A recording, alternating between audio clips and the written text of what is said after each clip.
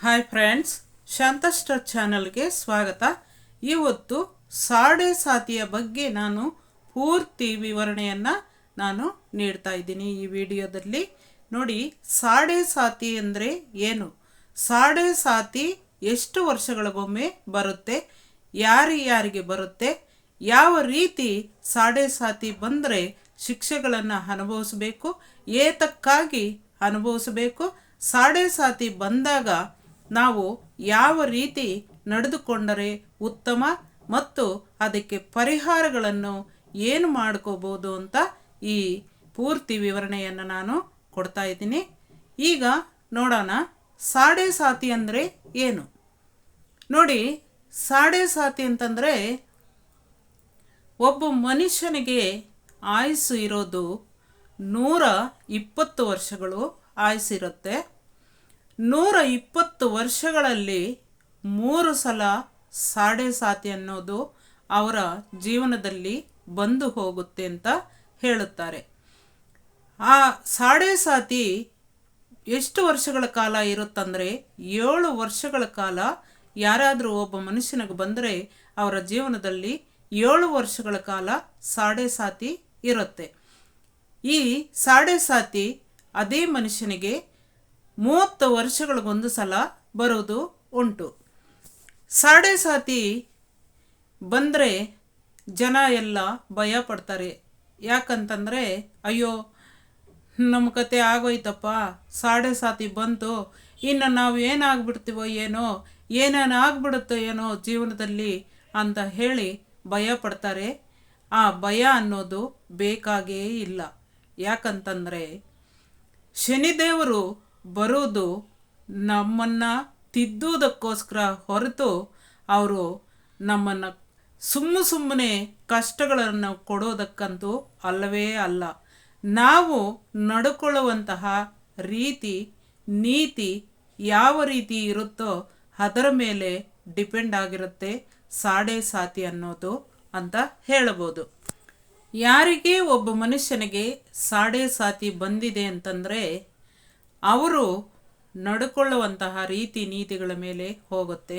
ಅವರು ಬೇರೊಬ್ಬರಿಗೆ ಮನಸ್ಸನ್ನು ನೋವು ಮಾಡೋದು, ಬೇರೊಬ್ಬರಿಗೆ ಹಿಂಸೆ ಮಾಡೋದು, ಬೇರೊಬ್ಬರನ್ನು ಇಲ್ಲ ಪ್ರಾಣಿಗಳನ್ನಾಗಲಿ ಮನುಷ್ಯರನ್ನಾಗಲಿ ಹಿಂಸೆ ಕೊಡೋದಾಗಲಿ, ಇಲ್ಲ ಮಕ್ಕಳು ತಂದೆ ತಾಯಿಯರಿಗೆ ಹಿಂಸೆ ಕೊಡೋದಾಗಲಿ, ಇಲ್ಲ ತಂದೆ ತಾಯಿಯರು ಮಕ್ಕಳಿಗೆ ಹಿಂಸೆ ಕೊಡೋದಾಗಲಿ, ಇಲ್ಲ ಬೇರೆಯವರಿಗೆ ಯಾವುದಾದ್ರೂ ಒಂದು ರೀತಿಯಲ್ಲಿ ಹಿಂಸೆ ಕೊಡೋದಾಗಲಿ, ಇಲ್ಲ ಇನ್ನೊಬ್ಬರ ಆಸ್ತಿಗಳನ್ನು ಕಿತ್ತುಕೊಳ್ಳೋದಾಗಲಿ, ಇನ್ನೊಬ್ಬರಿಗೆ ಮೋಸ ಮಾಡೋದಾಗಲಿ, ಈ ರೀತಿ ಹೆಂಡತಿ ಗಂಡನಿಗೆ ಮೋಸ ಮಾಡೋದಾಗಲಿ, ಗಂಡ ಹೆಂಡತಿಗೆ ಮೋಸ ಮಾಡೋದಾಗಲಿ, ಈ ರೀತಿ ಎಷ್ಟೋ ಕೆಟ್ಟ ಅಭ್ಯಾಸಗಳನ್ನು ಇರುವಂಥವರಿಗೆ ಮಾತ್ರ ಈ ಶಿಕ್ಷೆಗಳನ್ನು ಕೊಡುವುದು ಉಂಟು. ಆಸ್ತಿಗಳಿಗೋಸ್ಕರ ಇನ್ನೊಬ್ಬರ ಪ್ರಾಣಗಳನ್ನು ತೆಗೆಯೋದಾಗಲಿ, ಒಬ್ಬರನ್ನು ನೋವುಪಡಿಸುವಂತಹವರು, ಅವರನ್ನು ಏನಾದರೂ ಮಾಡಿ ಅವರನ್ನು ಭೂಮಿ ಒಳಕ್ಕೆ ತಳ್ಳಿಬಿಡಬೇಕು, ಅವರು ಇರಬಾರ್ದು ಅನ್ನುವಂತಹ ಮನಸ್ಸು ಇರುವಂಥವ್ರಿಗಾಗಲಿ, ಇಂಥ ಕೆಟ್ಟ ಯೋಚನೆಗಳು ಇರೋದಾಗಲಿ, ಇಲ್ಲ ಬಾಯಲ್ಲಿ ಕೆಟ್ಟ ಮಾತುಗಳು ಯಾರು ಹೆಚ್ಚಾಗಿ ಹಾಡ್ತಾರೋ ಅಂಥವ್ರಿಗಾಗಲಿ ಸಾಡೆ ಸಾತಿ ಅನ್ನೋದು ಆ ಶನಿದೇವರು ಶಿಕ್ಷೆ ಕೊಡೋದು ಉಂಟು. ಸುಮ್ಮನೆ ಶನಿದೇವರು ಯಾರಿಗೇ ಆಗಲಿ ಶಿಕ್ಷೆಯನ್ನು ಕೊಡೋದಿಲ್ಲ. ಅವರ ನಡೆದುಕೊಳ್ಳುವ ರೀತಿ ನೀತಿ ಮಾತು ಇವುಗಳ ಮೇಲೆ ಅವರ ಶಿಕ್ಷೆ ಡಿಪೆಂಡ್ ಆಗಿರುತ್ತೆ ಅಂತ ಹೇಳ್ಬೋದು. ಸಾಡೆ ಸಾತಿ 30 ವರ್ಷಗಳಿಗೊಂದು ಸಲ ಬರೆದು ಹೋಗೋದು ಅಂತಂದರೆ, ಆ 30 ವರ್ಷಗಳಿಗೂ ಹಿಂದೆ ನಾವು ಏನೇನು ಪಾಪ ಕರ್ಮಗಳನ್ನು ಮಾಡಿರುತ್ತೇವೋ ಆ ಪಾಪ ಕರ್ಮಗಳನ್ನು ನಮಗೆ ತಿದ್ದಿ ಬುದ್ಧಿ ಹೇಳೋದಕ್ಕೆ ಆ ಶನಿದೇವರು ನಮ್ಮ ಜೀವನದಲ್ಲಿ ಬರೋದುಂಟು. ನಾವು ಹಾಗೆ ತಿಳಿದುಕೊಳ್ಳಬೇಕು. ನಾವು ನೋಡಿ, ಈ ಕಷ್ಟಗಳನ್ನು ಅನುಭವಿಸುವ ಬದಲು ನಾವು ಒಳ್ಳೆಯ ರೀತಿಯಲ್ಲಿ ನಡೆದುಕೊಂಡ್ರೆ ನಾವು ಉತ್ತಮವಾಗಿ ಬಾಳಬಹುದು ಅನ್ನೋದನ್ನು ಅರಿಬೇಕಾಗುತ್ತೆ.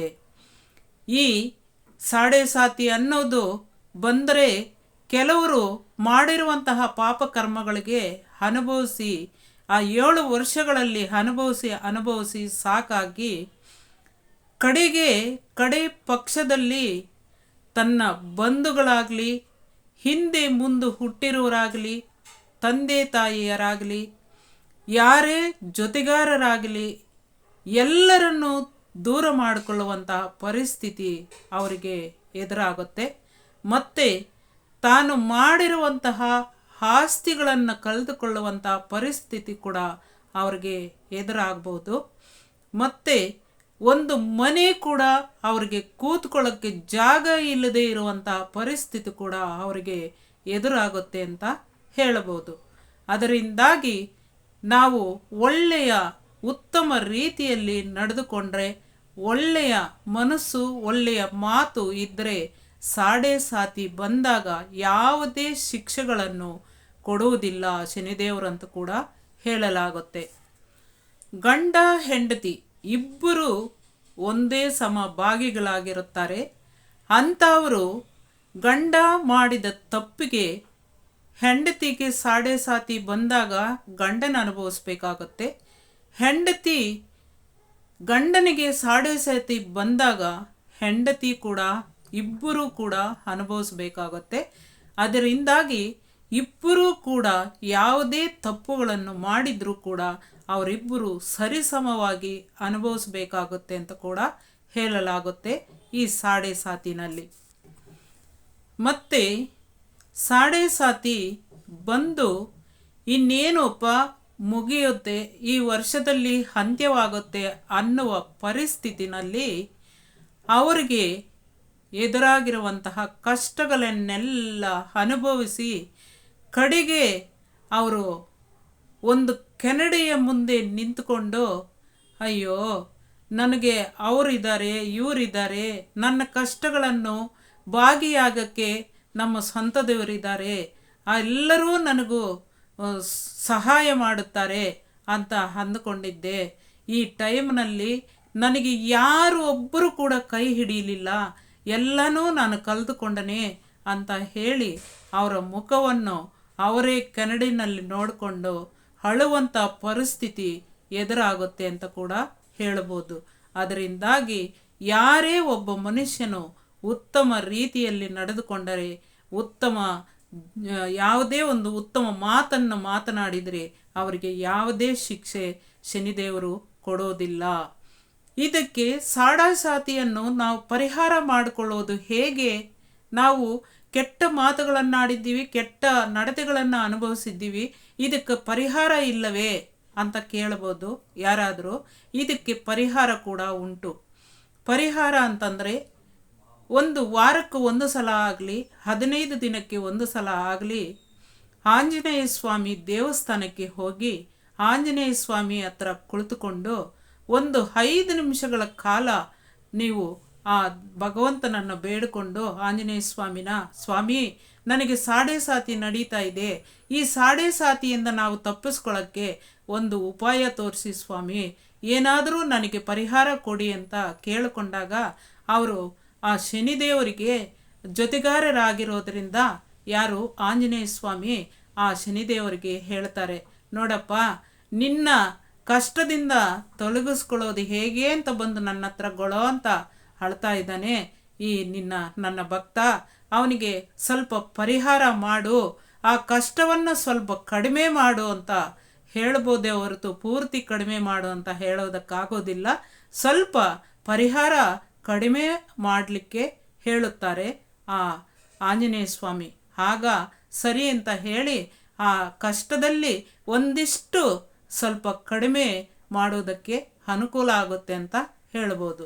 ಮತ್ತು ಇನ್ನೊಂದು ಉಪಾಯ ಅಂತಂದರೆ, ಒಂದು ಭಗವದ್ಗೀತೆ ಬುಕ್ಸನ್ನು 28 ಬುಕ್ಸು ಸಣ್ಣದಾಗಿ ಇರುವಂತಹ ಬುಕ್ಸನ್ನು ನೀವು ಶನಿವಾರದಂದು ಆಂಜನೇಯ ಸ್ವಾಮಿ ದೇವಸ್ಥಾನದಲ್ಲಿ ಹಂಚಿದರೂ ಕೂಡ, ಇಲ್ಲ ಶನಿದೇವರ ದೇವಸ್ಥಾನದಲ್ಲಿ ಹಂಚಿದರೂ ಕೂಡ ಪರಿಹಾರ ಸ್ವಲ್ಪ ಮಟ್ಟಿಗೆ ಮಾಡ್ಕೋಬೋದು ಅಂತ ಹೇಳ್ಬೋದು.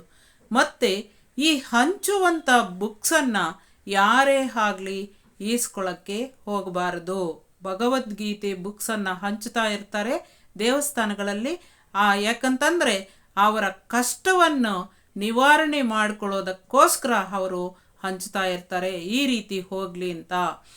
ಈ ಬುಕ್ಕನ್ನು ಯಾರು ಈಸ್ಕೊಂಡ ಮನೆಗೆ ಹೋಗ್ತಾರೋ ಅವರಲ್ಲಿರುವಂತಹ ಕಷ್ಟ ಇವರ ಹಿಂದೆ ಇವನಿಗೆ ಬರುತ್ತೆ, ಇವರಿಗೇನೆ ಮನೆಗೆ ಬರುತ್ತೆ. ಅದರಿಂದಾಗಿ ಯಾರೇ ಬುಕ್ಸನ್ನು ಈಸ್ಕೋಬೇಡಿ. ಮೇಡಮ್, ನೀವು ಬುಕ್ಸನ್ನು ಹಂಚಿ ಅಂತ ಹೇಳಿದವರು ನೀವೇ, ಈಸ್ಕೋಬೇಡಿ ಅಂತ ಹೇಳಿದವರು ನೀವೇ. ಈಗ ಹೇಗೆ ನಾವು ಪರಿಹಾರ ಮಾಡ್ಕೊಳ್ಳೋದು ಅಂತ ಕೇಳ್ಬೋದು. ನೋಡಿ, ಆ ಬುಕ್ಸನ್ನು ನೀವು ಕೊಡಬೇಕಾದ್ರೆ ಯಾರು ವಯಸ್ಸಾಗಿರುತ್ತಾರೋ 60-70 ವರ್ಷದ ನಂತರ ವಯಸ್ಸಾಗಿರುವಂತಹ ಅವರಿಗೆ ಹಂಚಬಹುದು. ಅವರು ಯಾಕಂತಂದರೆ ಎಲ್ಲ ಕಷ್ಟಗಳನ್ನು ಅನುಭವಿಸಿಬಿಟ್ಟಿರ್ತಾರೆ. ಆಗ ಆ ಬುಕ್ಸನ್ನು ಓದಿದರೆ ಮತ್ತಷ್ಟು ಅವರಿಗೆ ಒಳ್ಳೆಯ ಜ್ಞಾನ ಬುದ್ಧಿ ಬರುತ್ತೆ. ಆ ವಯಸ್ಸಾದವರಿಗೆ ದೇವರ ಹತ್ರ ಒಂದು ಜಾಗ ಸಿಗುತ್ತೆ ಅಂತ ಹೇಳ್ಬೋದು. ಅದರಿಂದಾಗಿ ವಯಸ್ಸಲ್ಲಿರೋರು ಯಾರೇ ಕೂಡ ಆ ಬುಕ್ಸನ್ನು ಈಸ್ಕೊಳ್ಳೋಕ್ಕೆ ಹೋಗಬೇಡಿ. ಪ್ಲೀಸ್, ನಮ್ಮ ವಿಡಿಯೋ ಎಲ್ಲರಿಗೂ ಇಷ್ಟ ಆಗಿರುತ್ತೆ ಅಂತ ಅಂದ್ಕೊಳ್ತೀನಿ. ಹೊಸದಾಗಿ ನೋಡುವಂಥವರು ಯಾರೇ ಆಗಿದ್ದರೂ ಸಬ್ಸ್ಕ್ರೈಬ್ ಮಾಡ್ಕೊಳ್ದೇ ಇರೋ ಸಬ್ಸ್ಕ್ರೈಬ್ ಮಾಡ್ಕೊಳ್ಳಿ, ಶೇರ್ ಮಾಡಿ, ಕಮೆಂಟ್ ಮಾಡಿ, ಲೈಕ್ ಮಾಡಿ ಫ್ರೆಂಡ್ಸ್. ಮತ್ತಷ್ಟು ವಿಡಿಯೋಗಳಿಗೆ ನಿಮ್ಮ ಪ್ರೋತ್ಸಾಹದೊಂದಿಗೆ ನಾನು ಶೇರ್ ಮಾಡಲಿಕ್ಕೆ ಪ್ರಯತ್ನ ಪಡ್ತೀನಿ. Thank you.